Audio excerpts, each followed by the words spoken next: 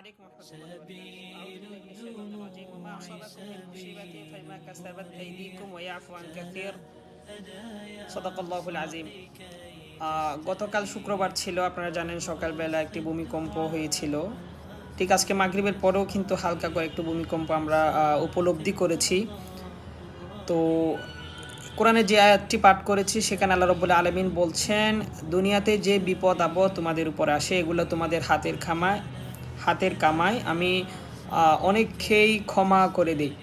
আসলে এখানে বিপদ আপদ আমাদের হাতের কামাই এটা বলেছেন, এর পরপরই বলছেন যে আমি অনেককেই ক্ষমা করে দিই। এর মানে আল্লাহ রাব্বুল আলামিন চাই যে বিপদ আপদ দিয়ে মানুষকে সতর্ক করে এবং মানুষ যেন সেটা তওবা করে, গুনাহ থেকে তওবা করে আল্লাহর দিকে ফিরে আসে। এটা রব্বুল আলামিন চায়, রব্বুল আলামিনের চাহাত এটা।